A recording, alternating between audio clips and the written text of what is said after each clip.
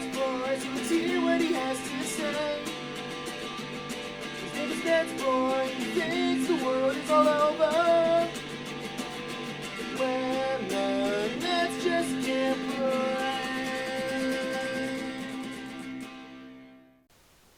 What up, Net fans? NetsBoy here, bring your latest in your Brooklyn Nets news. All right, so it's been about 3 weeks since my last NetsBoy episode. I've kind of been spacing these episodes out, because there's a lot of, nothing going on with the Nets. So, I'm just trying to, take up some time here before, the NBA draft and and the offseason officially begins. So I'm trying to fill time. But this episode, though, is a fun one. And it's kind of the unofficial end of the season episode, like the end of the year episode. This is what is next for the Brooklyn Nets.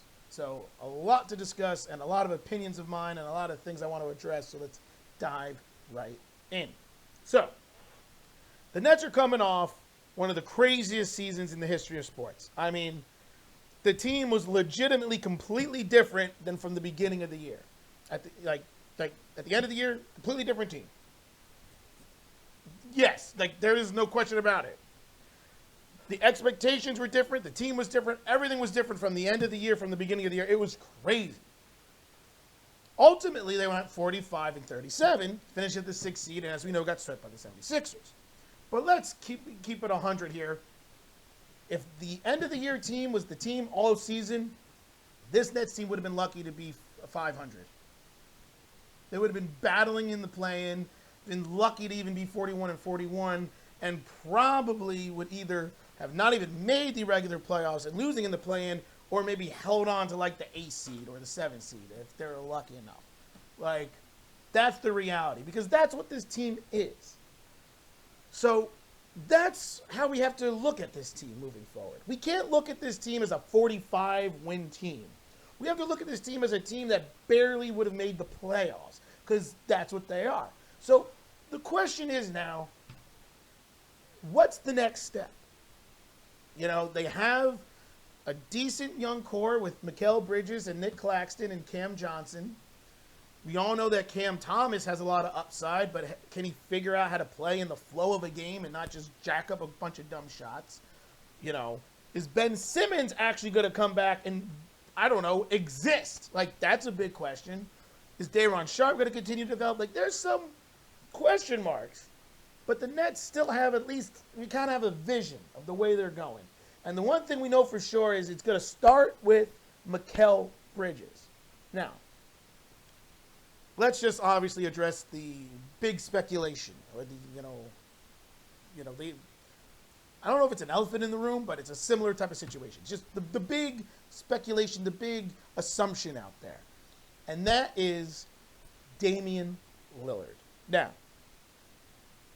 all eyes are going to be on Portland this year, over the offseason. This coming offseason, and throughout the entire year, everyone's going to be watching Portland to see what's going to happen. Damian Lillard has made it clear. I want to win. I do not want to be part of a rebuild.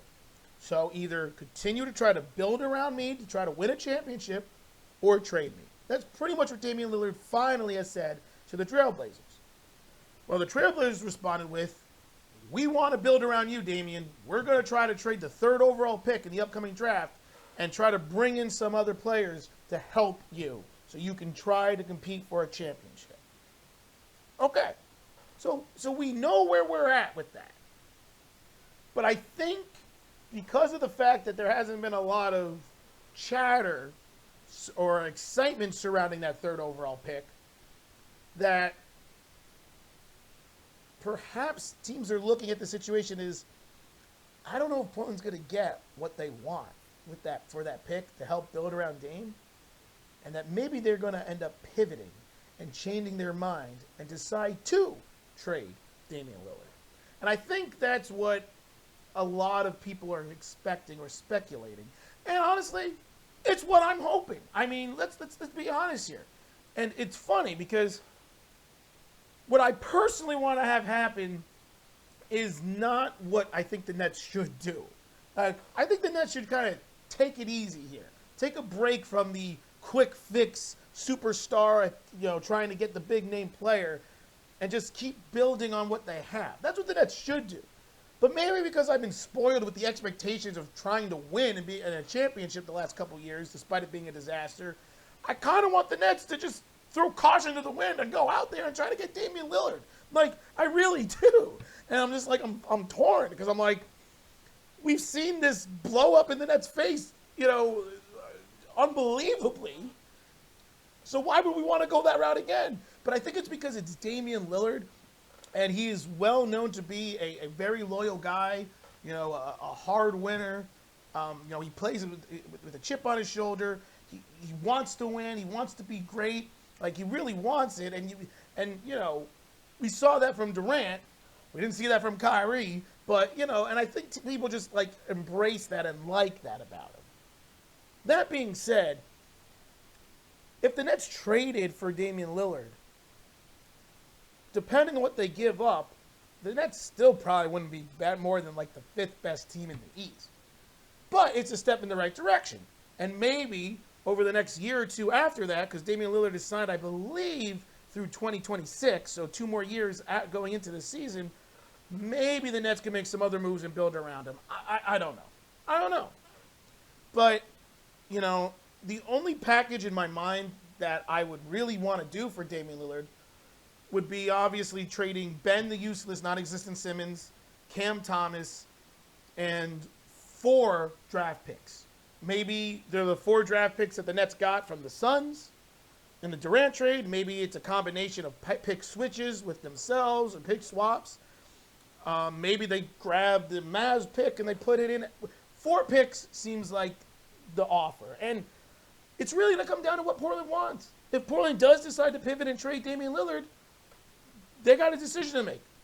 Because the Nets really only have value or have assets in picks. Their young talent is not that great. Cam Thomas is a good young player, but he's not a great young player. And Ben Simmons is Ben Simmons. And unless the Nets include Nick Claxton, which I would not trade for Damian Lillard if it included Nick Claxton, the Nets don't really have a lot in the way of young talent. Not compared to a team like the Heat, who have some really good young players like Tyler Hero and Bam Adebayo, who the Heat could offer to get Damian Lillard. So the reality is we have to wait and see. And that's going to be something that I know I'm going to look for, and I'm going to be watching. I'm sure most Net fans, NBA fans are going to look at it, because it obviously gets us Nets fans excited. Obviously, Damian Lillard showed up to the playoff game in Barclays Center against the 76ers. He just said he was there supporting his guy, Mikal Bridges. We know Mikal Bridges is a friend of his. We know Portland tried to get Mikal Bridges from the Nets, offering that 3rd overall pick, with the Nets declined because they want to build him around Mikal. And then Damian Lillard went out there on a podcast and said the 2 top teams that he would like to trade to, if he needed to, would be the Nets and the Heat. So it's kind of exciting. But also, I feel like I'm just being set up for disappointment. But that's it. I'll move on now. I don't want this whole episode to be about Damian Lillard. But it's just one of those things to look at and maybe keep our eyes on. But let's pretend the Nets don't have a chance for Damian Lillard, because that's what it is right now. What's the next move? Well, to me, there's 2 major things the Nets need to figure out this offseason. Well, first they have to bring back Cam Johnson. Restricted free agent. I'm sure that there's going to be a team giving him a decent offer. I don't think there's going to be anything ridiculous for him, but I think the Nets need to match that. That's the first step. But then the Nets really need to address 2 major issues with this team. There's 2 major problems I saw with this Nets team. The first one is they need a legit backup big who can play 20 minutes a game, 18 to 20 minutes a game behind Nick Claxton, who can be a rebounding, defensive-minded, big body to get in there and do all the dirty work. We touched upon this before. Andre Drummond, who was with the Nets 2 years ago, he's a perfect fit. I think Andre Drummond makes the most sense for that type of player, and he could play only 18 minutes a game now. I think we've established he's not a starter in this league anymore, but he's a good role player. I think he would be great. He could play 18 minutes, back up Claxton, And I think the Nets would be able to go out there and get him. The Nets are not going to have much money to spend this offseason. They're over the salary cap by like $16 million, maybe even more than that. So unless they make a couple trades and shed some salary cap, some salary, they won't be able to sign any big free agents. So Andre Drummond, though, I think could come off for like the mid-level exception, which I believe is going to be like $7 million next season. I think the Nets could do that. So that's the type of player that they need. And if it's not Andre Drummond, they got to find another type of player in that similar style who can play 15 to 18 minutes, back up Claxton, and help with the rebounding and defense and interior presence. So that's the first thing the Nets need to do. The second thing is they need another playmaker. Hands down. You cannot rely on Spencer Dinwiddie as your only traditional playmaker. I know Jock Vaughn tried to get Mikal Bridges to do a little bit of it, and I think Mikal is capable of it, but he's still figuring it out, but you got to get somebody else. Like, it was so obvious that when Dinwiddie wasn't playmaking, so when he was trying to score more or he wasn't even out there, he wasn't trying to get his teammates involved, the Nets' offense was just stale. It was just stagnant. Because it was really just give the ball to Mikal Bridges and hope that he does something. And this is why a player like Cam Thomas, to me, will just never work with the Nets, because he is not a playmaker. He is a shot creator for himself, and he is a bucket getter, but he has zero capability of really playing through the style of the offense, playing through the offensive flow of the game. He kind of just creates out of nothing, which is great, but sometimes you got to let the game come to you. And that's why I don't like Cam Thomas. That's why I don't think he's the right piece, because he's got this all or nothing offensive mentality and doesn't figure out any other ways to help his team win. I touched upon this before.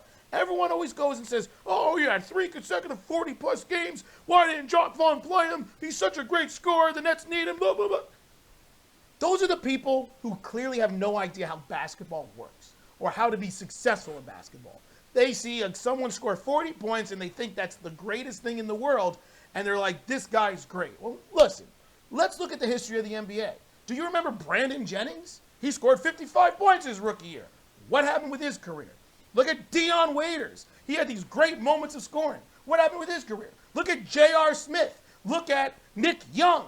I mean, there's a whole laundry list of players who were great scorers but had no idea how to do anything else to help their team win. And where are they now? And what happened with their careers? I get it. J.R. Smith ended up winning a championship. I think Nick Young did as well. But they were role players, and they embraced the role player, the role. And that's the only way I see Cam Thomas actually succeeding in the NBA long term, is if he embraces a sixth-man role, starts embracing playmaking and getting his teammates involved, and plays 20 to 22 minutes a game as instant offense, and maybe 14 to 18 points he could score. And that's a great role. And that's a pivotal role for a championship team. So there is an opportunity and a path I see for Cam Thomas. But if people expect him to be a superstar scorer who's going to score 40 on any given night, and you expect the Nets to win, you, my friend, are just dumb and don't know how basketball works. I'm just keeping it 100 there. So that's something the Nets need to figure out. Playmakers. Go out there and get another playmaker. I don't know who's it going to be. I don't even know who's going to be available. They're probably going to have to try to trade for a playmaker. But it can't just be Spencer Dinwiddie, and it can't be occasionally Mikal Bridges and occasionally Cam Thomas. That's just what it is. So those are the two things the Nets need to address this offseason. Another big who can get into the interior, rebound, and defend, and another playmaker to help take some of the burden for Spencer Dinwiddie, who has these moments where he looks really good and has these moments where he looks really bad.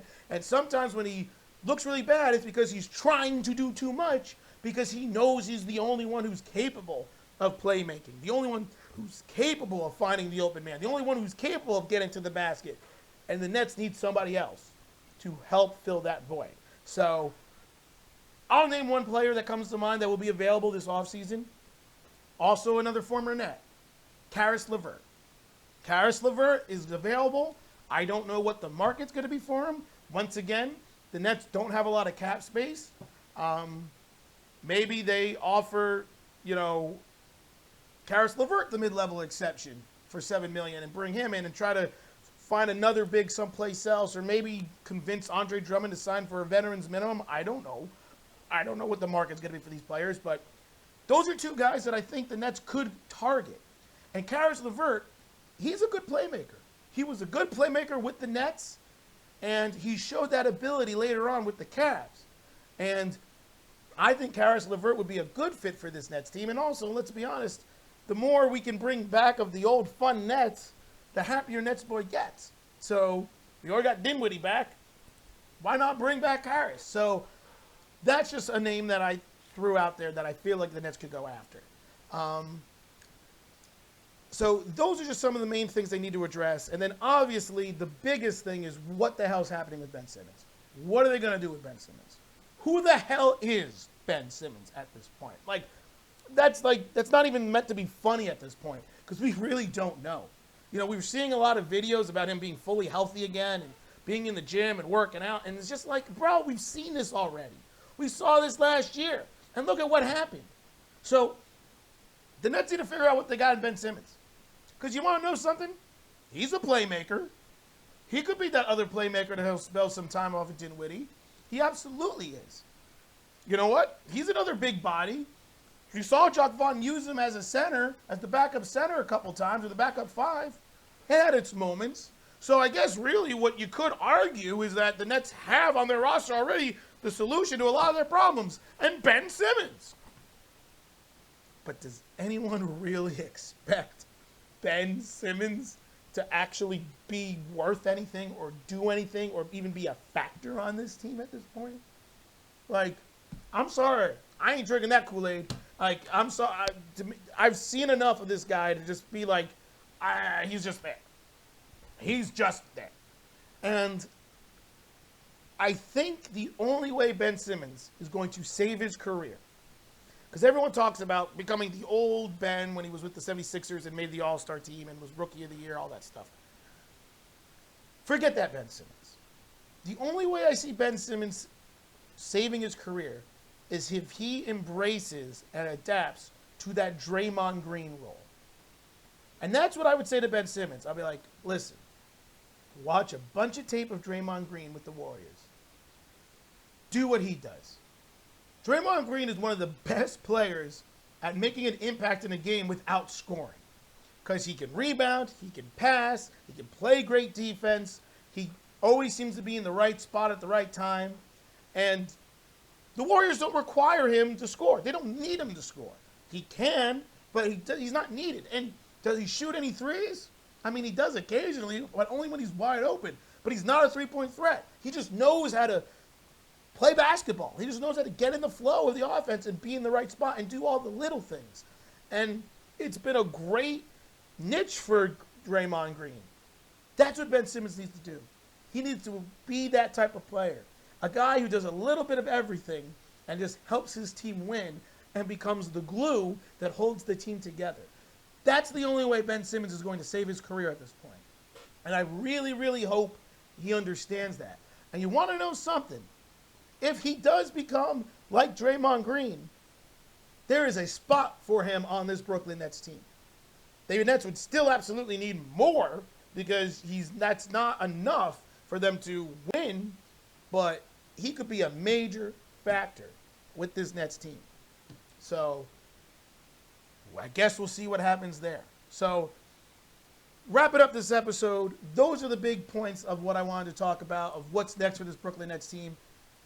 They could either go out there and make a big splash and try to get Damian Lillard, or they should do the smart thing, which is continue to build from where they are, build around Bridges, build around Claxton, try to figure out if Ben Simmons can embrace a Draymond Green role, go out there in the draft and try to get as much young talent as you possibly can. The Nets have the 21st and 22nd overall pick, as well as I believe the 51st overall pick. Yeah.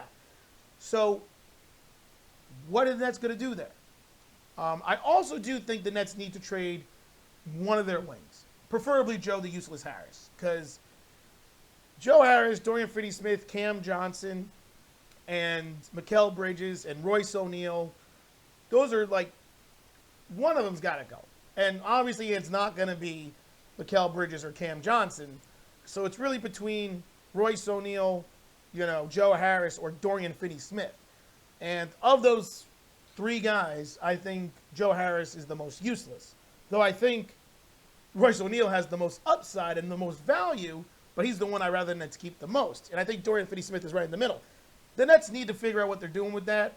Maybe they put a package of one of those two draft picks, whether it's the 21st or the 22nd, and one of those players, and they trade them for, a good role player or a good play, a good big. I don't really know. I haven't really explored that type of situation, but I will say this. I think the Nets should look to maybe trade one of those two picks, unless they really like two players bunched up that they could get at the right after each other. I think the last time the Nets picked back-to-back because of trades, they drafted Marcus Williams and Josh Boone.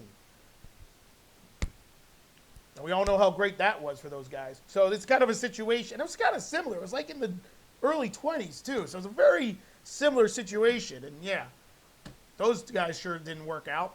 But I just think that maybe they should think about trading one of those first-round picks and trying to trade Joe Harris or Dorian Finney-Smith to try to get some cap relief. I mean, once again, whatever move Sean Marks makes, it has to be with the same goal of just continuing to build from where you left off. You don't want to take any steps back if you're the Nets at this point. You want to keep building. You're a 500 team right now. That's the way I look at it. You're a 500 team. So going into the offseason, you've got to address things like you're a 500 team. So how do you go from a 500 team to like a 44, 45 win team? That's what this Nets team needs to do, and that needs to be the approach. And whether that's trading draft picks, figuring out how Ben Simmons is going to play basketball, let Nick Claxton shoot some threes, because I know he can make it. We've seen him do it. Or get another playmaker or another defensive big. Whatever it is, that is the approach, and that is what is next for the Brooklyn Nets. There you have it. Wrapping up this episode. Let me know what you guys think about everything. If you believe by some miracle the Nets will get Damian Lillard, if you agree with me on some of these main moves that the Nets need to make about how Ben Simmons could salvage his career, if you agree that the only way Cam Thomas will ever be a relevant player in the NBA is embracing a sixth-man role, if you agree that the Nets need to shed one of their wings or should trade one of the draft picks, let me know what you guys think. My next NetsBoy episode will come right before the NBA draft, so probably in about 2.5 weeks, where I will actually look at the NBA draft. We'll see if the Nets make any moves up to that point after when they officially can trade some draft picks. And we'll see. And I'll let you know who I believe the Nets should draft. It's an interesting draft this year. I have no idea who will really be available. I haven't had a chance to really look at many mocks. So I guess I'll be doing that over the next couple weeks. But so until then, keep your eyes open to the next NetsBoy. And this is NetsBoy saying this is officially the end of the Brooklyn Nets 2022 and 2023 disastrous season. And signing off.